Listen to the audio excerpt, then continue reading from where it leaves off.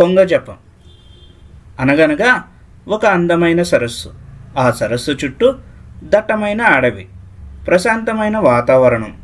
ఆ నీటిలో వేలాది చేపలు, రంగురంగుల కప్పలు, చురుకైన ఎండ్రకాయలు ఎంతో ఐకమత్యంతో జీవిస్తూ ఉండేవి. సరిగ్గా ఆ సరస్సు ఒడ్డున ఒక తెల్లటి కొంగ నివసించేది. విచిత్రం ఏమిటంటే ఆ కొంగ ఇతర కొంగల్లా కాదు, చేపలను వేటాడేది కాదు.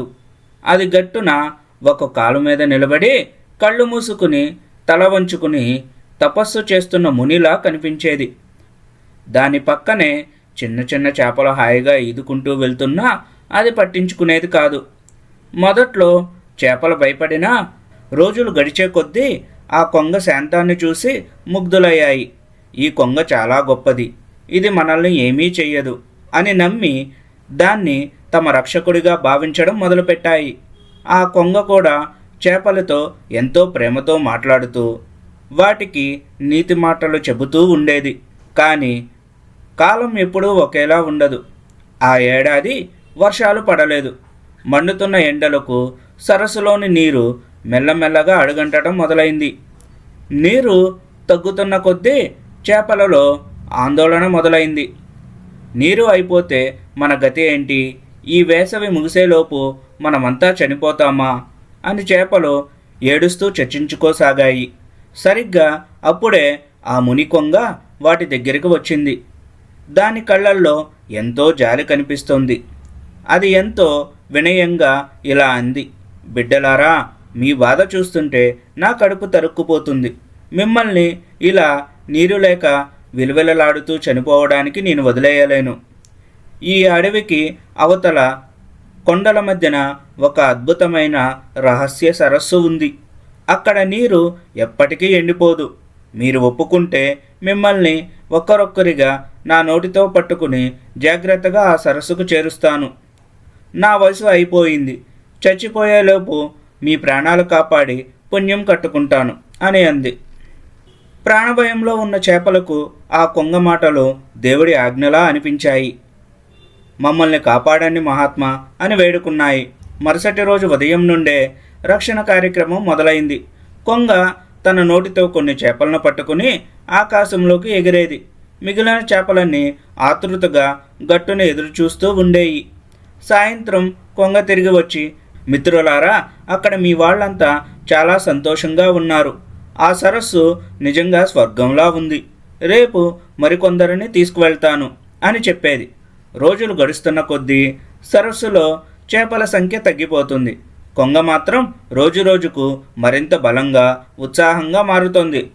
పాపం, మన కోసం ఎండలో తిరుగుతూ కొంగగారు బాగా అలసిపోతున్నారు అని చేపలు జాలి పడేవి తప్ప ఆ వెనుక ఉన్న కుట్రను ఊహించలేకపోయాయి. చివరికి ఒక పెద్ద ఎండ్రకాయ వంతు వచ్చింది.